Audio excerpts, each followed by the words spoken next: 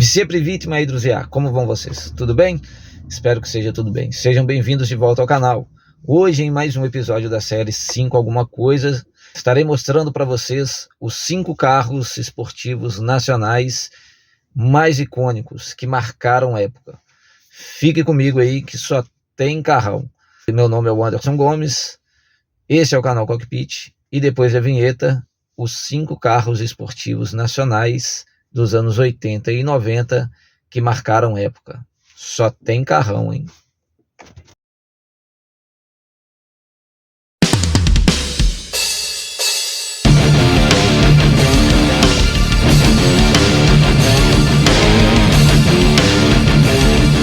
Bem, amigos, como eu falei, hoje no canal é dia de nostalgia. A gente vai voltar lá para os anos 80 e 90. Foi uma época de ouro para a indústria automobilística nacional. Verdadeiras máquinas, as montadoras eram mais ousadas, também por causa da falta de concorrência. Elas eram mais ousadas e conseguiam trazer para nós, para o mercado consumidor, carros verdadeiramente esportivos. Nesse vídeo eu vou falar desses 5 carros esportivos nacionais mais icônicos dessa era. Só tem máquina. Quem viveu nessa época, certamente o coração vai bater um pouquinho mais rápido. Mas antes de começar essa viagem no tempo, acelera o dedo no botão do like aí, vai me ajudar pra caramba, porque o canal está começando agora e o seu like é o meu combustível para continuar fazendo vídeos. E se inscreva no canal se você não for inscrito para ter mais conteúdo automotivo. Para começar, eu não poderia deixar de falar do Corsa GSI, lançado em 1994. Motor 1.6, 16 válvulas, que entregava 109 cavalos. Você pode olhar aí e falar, pô, 109 cavalos para um esportivo? Cara, você tem que ver que o Corsa comum na época tinha 45 cavalos. Para a época, isso era pura adrenalina. Além do mais, ele tinha um design moderno, arrojado, com direito a aerofólios, saias laterais, spoilers laterais, roda de liga leve, que faziam com que ele tivesse um toque todo esportivo, diferenciava ele bastante do hatch Corsa normal. Isso tudo fazia com que ele fosse um verdadeiro sonho de consumo para os jovens da época, que queriam um carro ágil, bonito e que entregava, além de tudo, performance de sobra. Isso não era só maquiagem, igual não era esportivizado, não. Por dentro também, ele tinha ali bancos diferenciados, que era o banco da Recaro. Nos anos 80 e 90, o carro esportivo tinha que ter banco Recaro. Volante de 3 raios, painel digital, era uma nave tanto dentro quanto fora.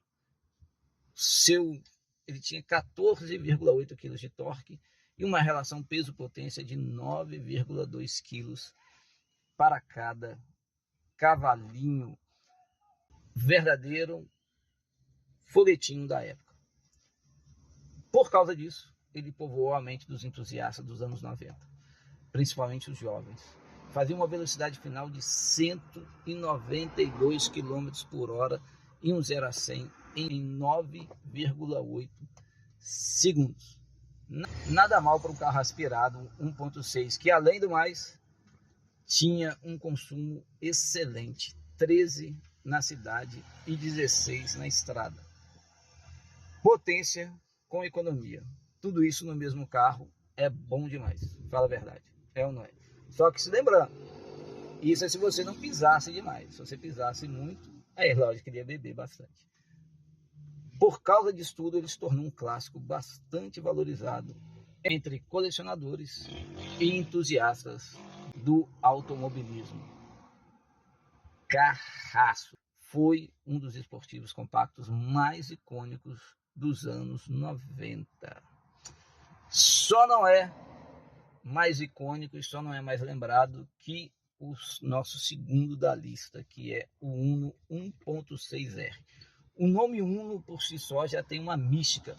Agora, o 1.6R era demais. Ele vinha substituir o 1.5R, 89 lançaram 1.6 e rapidamente conquistou uma legião de fãs.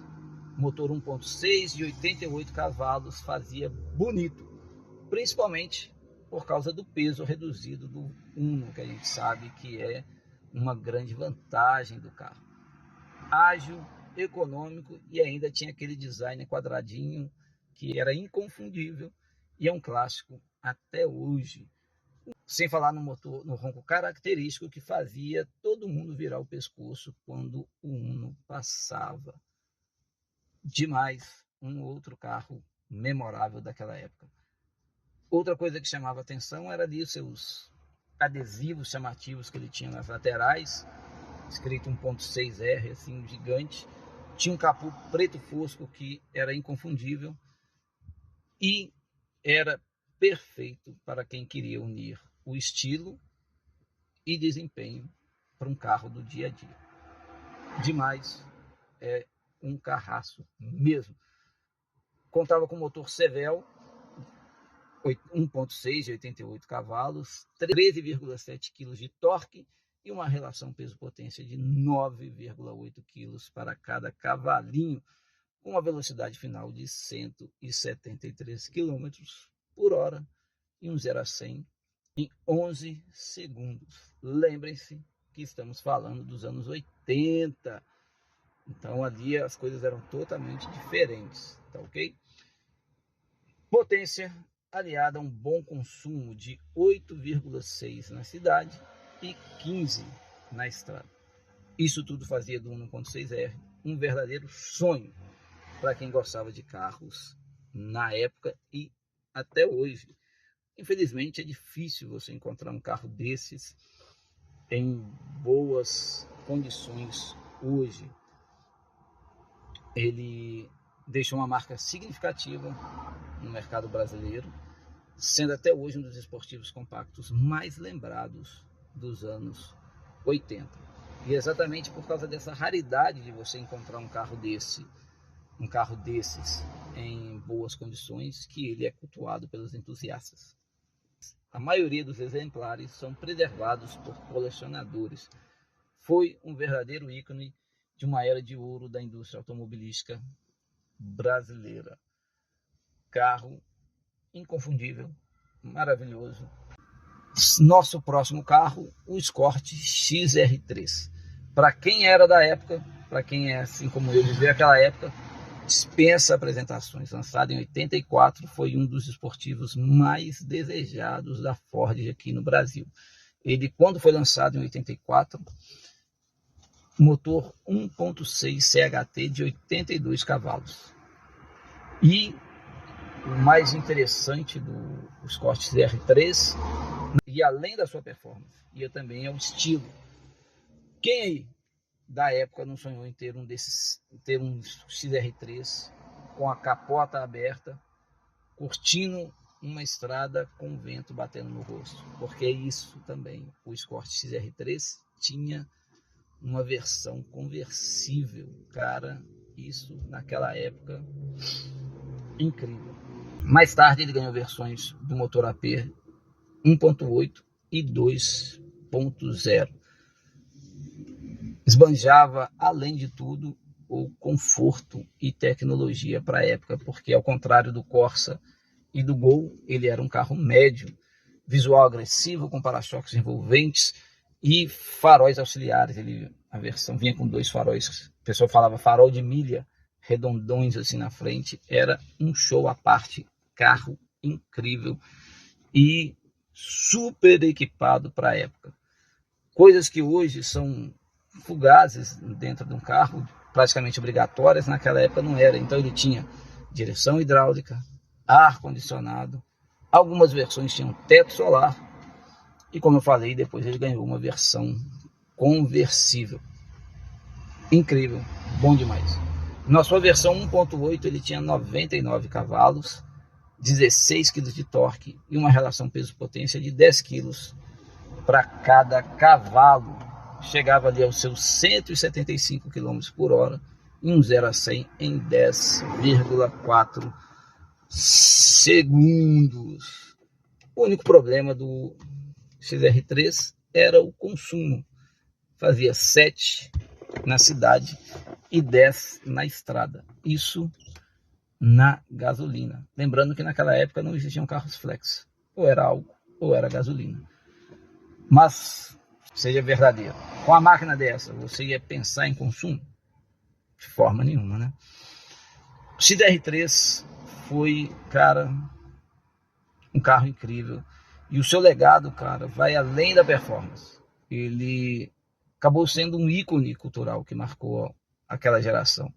Deixou uma marca incrível, irretocável na história automotiva do Brasil. Sem contar que o Escort XDR3 foi o responsável por alavancar o nome da Ford no país. Guarda essa. Se você achou que até agora os carros não estavam sem graça nem nada, então agora vamos falar de potência, e potência de verdade.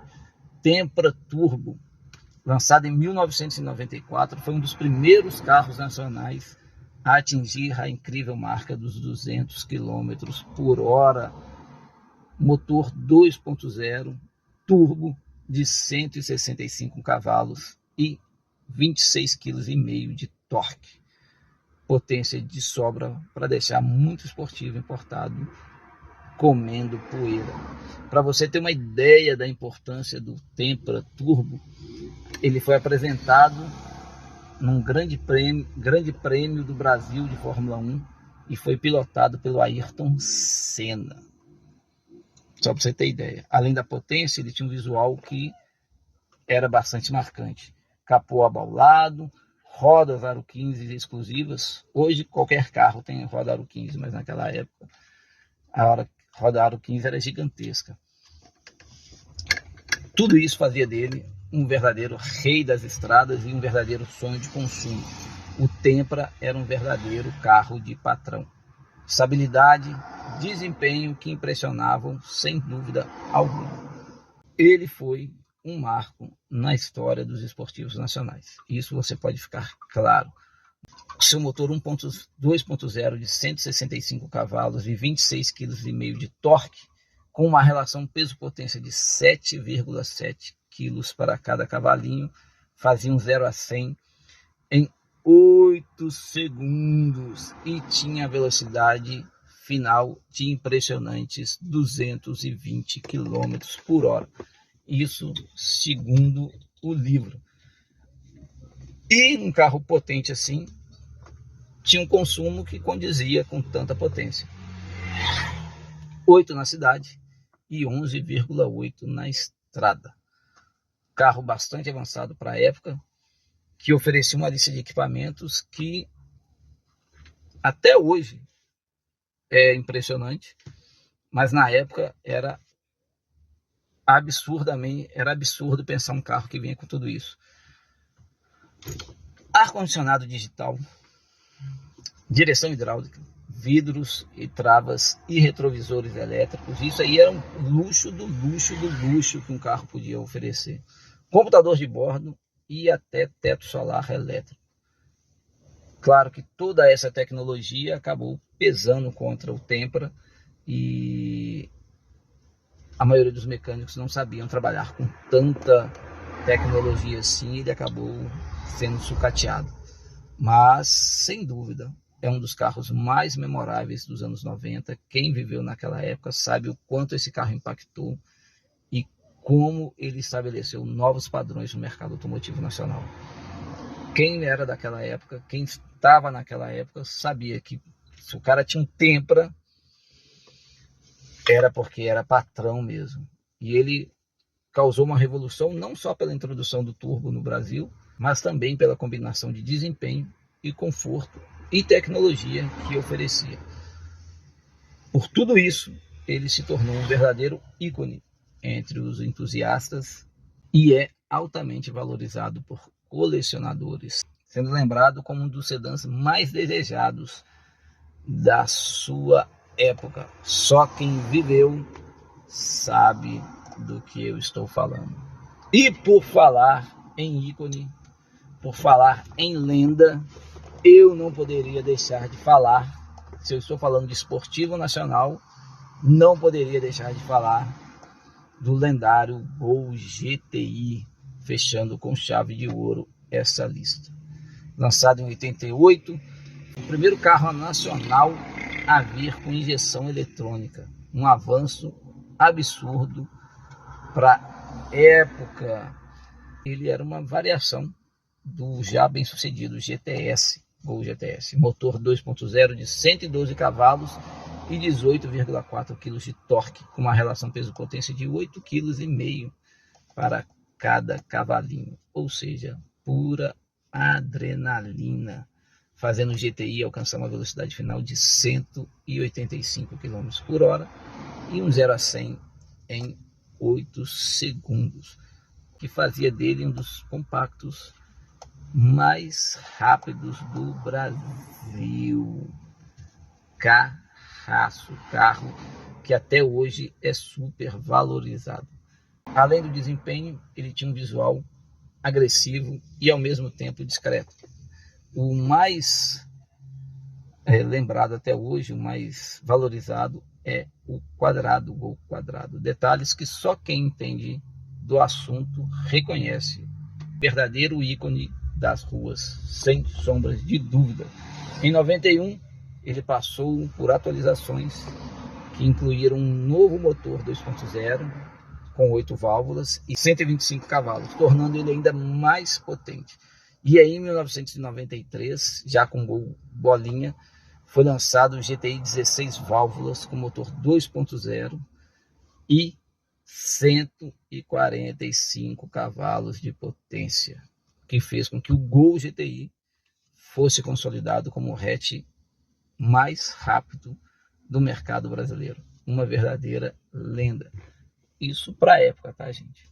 O que diferenciava o Gol era tinha uns detalhes estéticos que diferenciavam, né? Tinha um emblema GTI por todos os lados, saias exclusivas e o aerofólio que dava essa aparência mais agressiva e esportiva para o carro.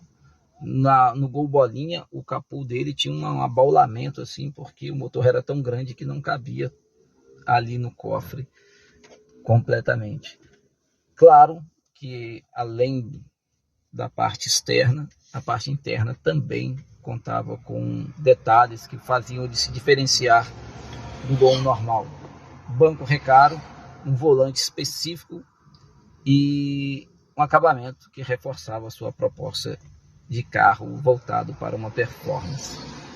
Até hoje, o Gol GTI é um verdadeiro ícone do automobilismo brasileiro, não só pelo seu desempenho, mas também por ser um precursor de uma era de esportivos nacionais com injeção eletrônica. Por tudo isso, ele permanece uma lenda na história dos carros esportivos brasileiros. E muitos entusiastas procuram por modelos antigos para restaurar e reviver essa época de ouro dos automóveis nacionais, uma verdadeira época que não volta mais, que é difícil no Brasil você encontrar carros esportivos. Tem carros esportivizados, mas esportivos é difícil. Esportivos são difíceis de encontrar. E aí, curtiram essas lendas? Qual desses você teria na garagem? Só podendo escolher um. Deixe aí nos comentários qual desses você colocaria na sua garagem. Lembrando que só pode escolher um. Não deixe de se inscrever no canal e não deixe de acelerar o dedo no botão do like, que vai me ajudar pra caramba. Eu agradeço a paciência e a audiência e até o próximo carro. Da Zidânia.